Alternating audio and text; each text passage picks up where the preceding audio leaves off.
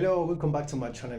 My name is Felipe, and today I want to try something different because I am a mechanical engineer with more than 10 years of experience in metal and mechanical industry as a project manager. Because of that, today I want to talk about mechanical design, tolerances and fits. So let's begin.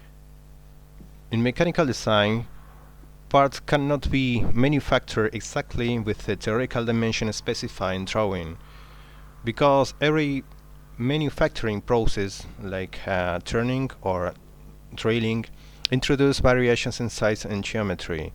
When we use a measuring tool like a caliper, for example, we can see that variations. Because of that, we need for tolerances. Now we have to see two pictures. One of them is a piston with a connecting rod, and another one is a bracket, simple bracket, to support something. But in both cases we have to pay attention functionality, assembly, interchangeability. But of course in this case it's different because we have to pay attention other parameters like a heat, for example. Because of that, I think one of the harder challenge for engineers is to find the balance between cost and precision, because large tolerance can affect the functioning of the mechanism and assembly, while tolerance that are too tight, well, we have to increase the manufacturing cost. Before going to tolerances, we have to see basic concepts. One of them is nominal dimension, that is the dimension specified in design, and on the other hand we have the actual dimension that we get after manufacturing. Sometimes it's a smaller, sometimes it's a bigger. Because of that, we have to determine two values, maximum and minimum, that allow us to stay in a zone acceptable dimensions. In order to organize all this, we have to study ISO tolerance systems. This table shows us the white zone, and in this part of the table we can see nominal size, and here we can see different numbers, which is the IT grade, or international tolerance. When the smaller is, the high precision we need. This is important because it means it's associated by manufacturing processes. In this chart, for example, the relation of machining processes to tolerance grades, we can see in this part the different number of tolerance grades. In this part, different machining operation, for example, lapping, allow us to get tolerance grades from between 4 and 5, while the simple turning, for example, from 7.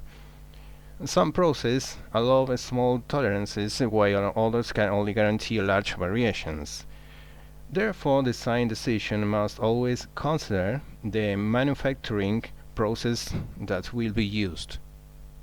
To indicate it in drawings, we can use, for example, the standard table and using the title block, or directly specify. For example, in this case, we can see the nominal diameter for hole and the limits, they say for angles. And when we have the two pieces, one of them has a hole, bearing, for example, and a shaft, we can use this kind of notation.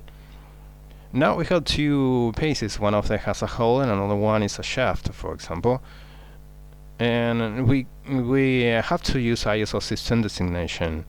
In this case, we can see the nominal diameter for a shaft, and we have to use lowercase for a shaft, for example on G6 in this case, and uppercase for holes in the example H7. Remember, the numbers is the precision grade. Because we had the two pieces, we had to study fits in assembly. We had three possibilities. One of them is when we have the diameter of a hole more than diameter for a shaft, we had a clearance fit with movement between them. And another possibility when the diameter for a shaft is more than diameter for a hole, well, we can fit in rigid, and sometimes we can use force to get the assembly. Between this kind of option, we have the transition fits, when there is a variable clearance in interference, it depending on the diameter of shaft or hole. Because of that, we have two possibility system of fits. One of them, more common, is a hole-based system that consists to fix the diameter of hole and introduce variation in diameter of shaft. And another one is the shaft-based system that consists to fix the diameter of shaft and introduce variation in the diameter of hole. This chart shows us these possibilities with different options to fix clearance, transition, interference. And here the tolerance, bands of tolerance for shaft and hole. But in my opinion, I like watching this chart because we had more information the same. In the same time, the tolerance for hole and shaft and the different fix. And for example, to choose H7 and G6, we had the clearance fits, precision running, or may we use H7 and H6, we had average location. In order to finish this lesson, now we are going to see an example. We have to follow verification. It means using a standard size table and then determine the actual and dimensional limits in order to accept the parts or to hand in a decision. First, we have this part with a hole in it, and in this case we can see in the 15.4 of diameter of hole, H7 the tolerance for hole, and G6 for shaft.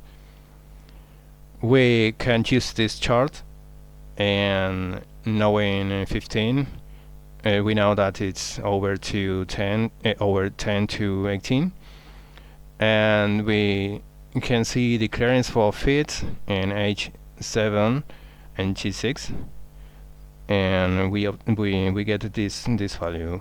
We can use it to calculate the upper limit and lower limit of hole, and the same for shaft. And then when we have the part manufactured, we can choose a measuring tool to get the actual dimension for both parts. Using our data to get before and to compare it, we obtain, for example, actual dimension of shaft, and that is between the limit, and the same for hole. And after doing enough fit analysis, we can see clearly that the fit is clearance, which we can see before. And on the other hand, it's important because we say that design decision must always consider the manufacturing process that we used. If this video was helpful for you, let me know in comment, it will be helpful for me. And I have one question for you. Would you like to practice using Jupyter Notebook and AI to get a call? See you in the next video.